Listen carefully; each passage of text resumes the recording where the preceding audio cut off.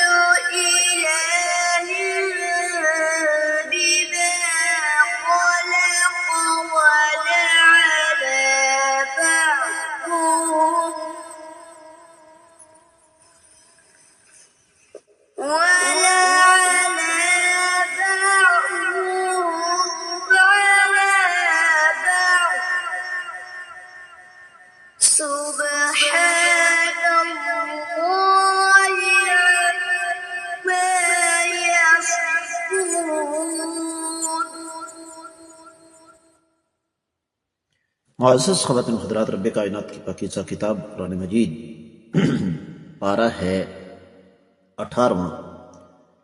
سورہ مبارکہ کا نام المؤمنون، اور اس سورہ مبارکہ کی آیت مبارکہ ہے 91۔ اللہ رب العزت ارشاد فرماتے ہیں، متخذ اللہ، نہیں بنایا اللہ نے، من والدن، کسی کو بیٹا، وما کانا، اور نہیں ہے، معہ، اس کے ساتھ، من الہ، کوئی بھی معبود، اذن، تو اس حالت میں، لذہب، چلتا پھرتا ہے، کل الہ، ہر معبود، تو اس حالت میں چلتا پھرتا، کل الہ، ہر معبود، بما خلق، جو اس نے پیدا کیا، وَلَعَلَا، اور چڑھائی کرتا، بعضهم علی بعض، ایک دوسرے پر، سبحان اللہ، اللہ رب العزت پاک ہیں، عما، اس چیز سے، یصفون، جو یہ اللہ پر بہتان باندھتے ہیں۔ بامحاورہ ترجمہ سماعت فرمائیے گا۔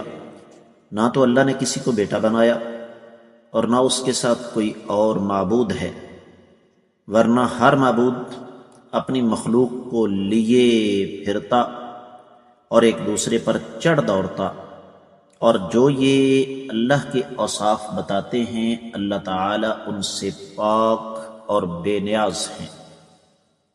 معزز خواتین و حضرات، جس طرح میں نے آپ کی خدمت میں عرض کیا کہ اس آیت مبارکہ کا موضوع ہے کہ کون کون سے امور اللہ تعالیٰ کی شان کے منافی ہیں، امام ابن کثیر رحمۃ اللہ علیہ نے اسی بنیاد پر ارشاد فرما دیا کہ اللہ مالک العلم رب الجلال والاکرام نے اپنی ذات بابرکات کو کچھ امور سے مبرہ قرار دیا۔ الفاظ یہ ہیں: ينزه تعالی نفسه عن ان يكون له ولد او شریک فی الملک۔ اللہ مالک العلام رب الجلال والاکرام اپنی برتری بیان فرما رہے ہیں کہ میں ان امور سے مبرہ ہوں، پاک ہوں، بلند و برتر ہوں کہ میری اولاد یا میرا کوئی شریک ہو۔ بادشاہت میں، تصرف میں، عبادت کا حقدار ہونے میں اللہ مالک العلم رب الجلال والاکرام اکیلے اور یکتا ہیں۔ اللہ تعالیٰ کی نہ اولاد ہے، نہ اللہ کا کوئی شریک۔ ان چیزوں سے اللہ مالک العلم رب الجلال والاکرام بری الذمہ ہے، کیونکہ یہ چیزیں اللہ کی شان کے منافی ہیں۔ اور پھر یہیں پہ رب کائنات نے یہ بات سمجھائی کہ اگر ان ظالم مشرکین کی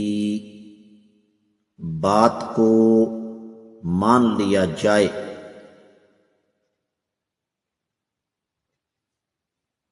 تو پھر ہر ایک اپنی مخلوق کا مستقل مالک ہونا چاہیے تھا، اور اگر ایسا ہوتا تو ہر ایک پھر اپنی اپنی پیدا کردہ چیزوں کو لیے پھرتا، اس سے کائنات کا نظام گڈ مگڈ ہو جاتا۔ جبکہ صورتحال یہ ہے کہ کائنات کا انتظام مکمل ہے، عالم علوی، عالم سفلی، آسمان و زمین وغیرہ یہ کمال ربط کے ساتھ اپنے اپنے دائرۂ کار میں چل رہے ہیں، اور اللہ مالک العلم رب الجلال والاکرام کے حکم سے یہ اپنے سسٹم، اپنے نظام سے ایک انچ ادھر ادھر نہیں ہوتے۔ تو اس سے پتہ چلتا ہے کہ ان سب کا خالق، مالک ایک ہے، نہ کہ ایک سے زیادہ۔ اور پھر یہ بات بھی طے شدہ ہے کہ اگر خالق و مالک ایک سے زیادہ ہوتے تو پھر ایک دوسرے کو پست اور مغلوب کرتا، خود غالب اور طاقتور ہونے کے چکر میں کائنات کے اندر ٹکراؤ ہی ختم نہ ہوتا، تناقض ہی ختم نہ ہوتا۔ ایک غالب آ جاتا تو دوسرا مغلوب جو ہے وہ ختم ہو جاتا۔ تو یہ دلائل واضح طور پر ہمیں یہ سمجھا رہے ہیں کہ اللہ ملک العلام رب الجلال والاکرام اکیلے ہیں، اللہ تعالیٰ کا کوئی شریک نہیں ہے۔ دوسرے لفظوں میں امام ابن کثیر رحمۃ اللہ علیہ ہمیں یہ سمجھانا چاہتے ہیں کہ کائنات کا تضادات اور تناقضات سے پاک ہونا اس بات کا ثبوت ہے کہ اللہ تعالیٰ ایک ہیں، اور بیٹے یا کسی شریک کا ہونا یہ اللہ تعالیٰ کی شان کے منافی ہے۔ اس آیت مبارکہ کے حوالے سے مزید کچھ امور انشاءاللہ اگلے سبق میں آپ کی خدمت میں رکھوں گا۔ آج کا سبق یہیں تک محدود۔ اللہ تعالیٰ ہمیں سمجھ کر عمل کرنے کی توفیق عطا فرمائے۔ اجازت چاہوں گا۔ السلام علیکم ورحمۃ اللہ وبرکاتہ۔